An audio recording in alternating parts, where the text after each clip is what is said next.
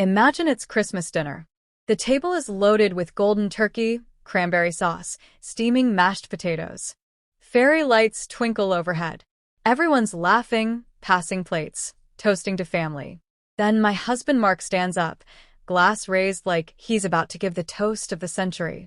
He looks around the room, big confident smile, and says loud and clear, "Everyone listen up. This house, the one we're all sitting in right now, it's mine. Always has been. Sarah was just living here." Before we continue with this video, please like, subscribe, and turn on the notification bell for updates. The room goes dead silent. Forks hover midair. His mom, Evelyn, beams like she just won the lottery. My sister Lisa shoots me a sideways glance that says, "What the hell?" I don't scream. I don't throw my wine. I just lift my glass slowly, take a long, deliberate sip of Cabernet, and let the silence stretch. Because what he didn't know, what absolutely no one at that table knew, was that I had been waiting for this exact moment for months. After 8 years of marriage, me paying every single bill while he chased one failed big idea after another, this was the night the mask finally slipped. And trust me, the truth about to come out hits way harder than any holiday drama you've ever heard. He kept talking, bragging about his home, his future. I let him finish every word. Then I set my glass down, smiled sweetly, and asked one simple question that made his face drain of color. "Should I tell them now, or would you rather do the talking, Mark?" Let's rewind 6 months before that dinner turned into a battlefield. Picture this. Me and Mark in our 3rd year of dating, back when everything still felt shiny. He was the guy with big dreams, always talking about the next startup that would change everything. I was the steady one, marketing job, steady paycheck, and yeah, the house. My parents passed when I was 25, and they left me the family Victorian straight up. No mortgage drama, title clean in my name only. It was their way of making sure I was always safe. Mark proposed 6 months later. We got married fast. I thought it was romantic. Turns out it was convenient. For 8 years I carried us. I paid the property taxes, the insurance, the utilities, the vacations we took together. Mark? He'd launch one app idea after another, crypto wallets, meal prep delivery, some VR thing nobody asked for. Every single one flopped. He'd come home defeated, I'd hug him, then quietly transfer money from my savings to cover the credit cards he'd borrowed for business expenses. I used to joke with my sister Lisa, "I'm not his wife, I'm his venture capitalist with benefits." She'd laugh, but her eyes always said the same thing, "Be careful." Have you ever loved someone so much you ignored the red flags waving right in your face? I did. For years. I never once told him the full legal truth about the house. Why? Because deep down I knew the day might come when I'd need that card. And Christmas, with his whole family there, my sister watching, everyone toasting our perfect life, that was going to be the day I played it. But what he said at that table next, the smug way he claimed what was never his, it made my blood turn to ice.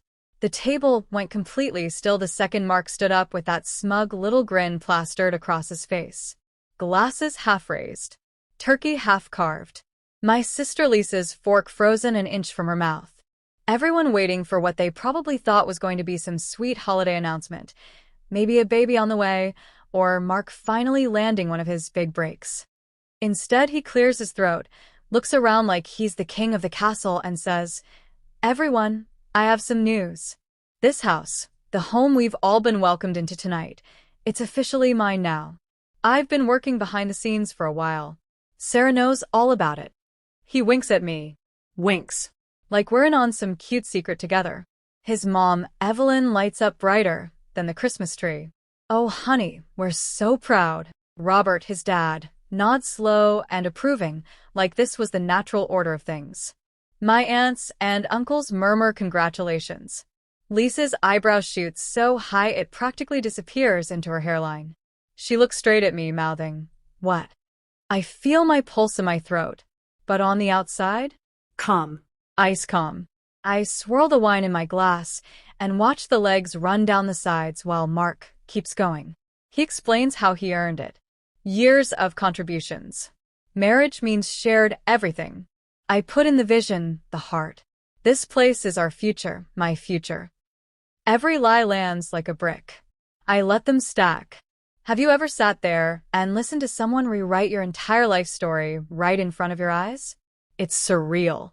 It's infuriating. And somehow, it's almost funny. He finishes his little speech. People actually clap. Then he turns to me, all warm and expectant. Right, honey?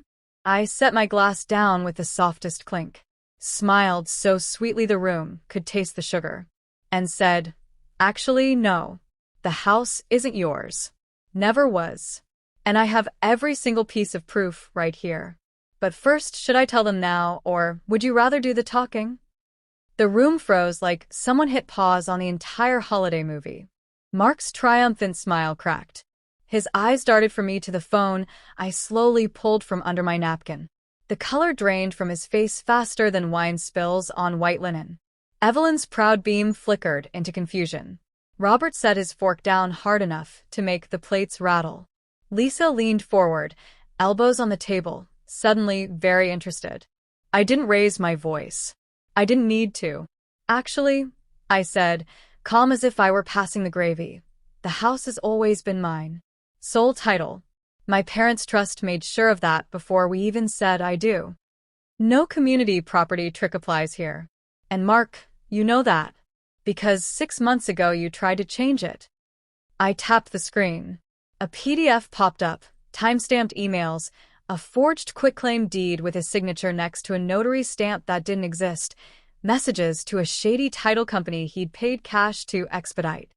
My attorney had flagged it the day it hit the county recorder. I'd been sitting on the evidence ever since.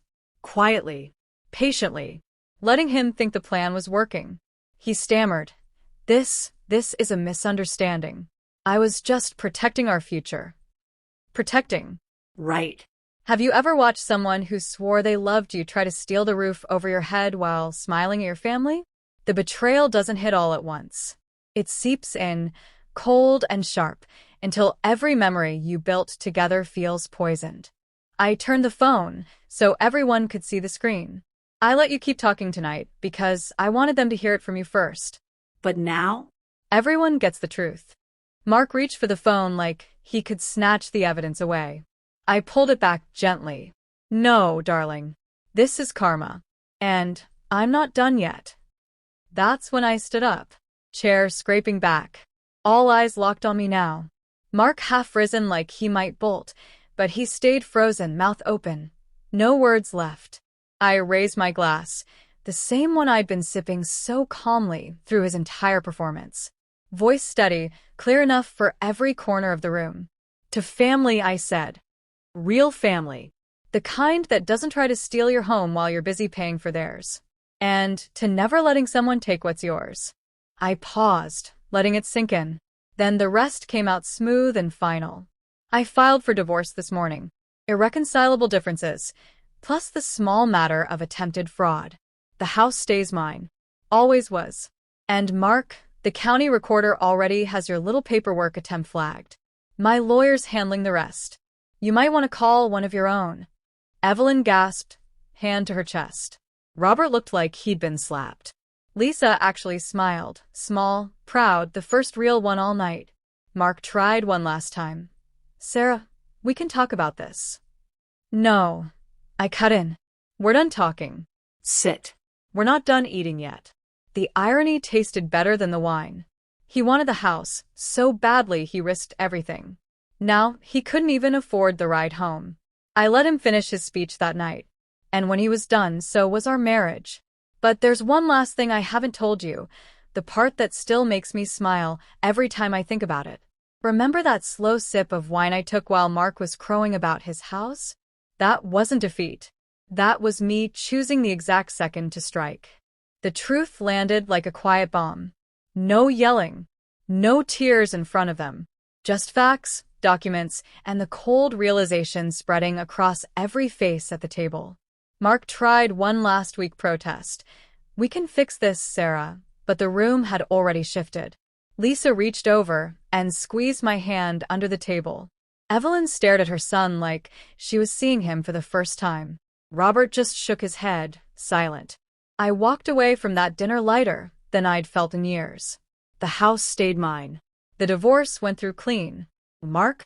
He lost the home he never owned, most of his family's respect, and whatever dignity he had left when the fraud complaint hit his record. Last I heard, he's couch surfing and still promising his next big idea to anyone who'll listen. Never let anyone convince you your strength is silence. Sometimes silence is the setup. The real power comes when you decide it's time to speak. If you've ever waited for the perfect moment to drop the truth and watched everything change, drop your story in the comments. I read every single one. Hit like if this gave you chills. Subscribe and turn on notifications so you never miss when someone finally gets exactly what they deserve. Stay powerful out there. I'll see you in the next one.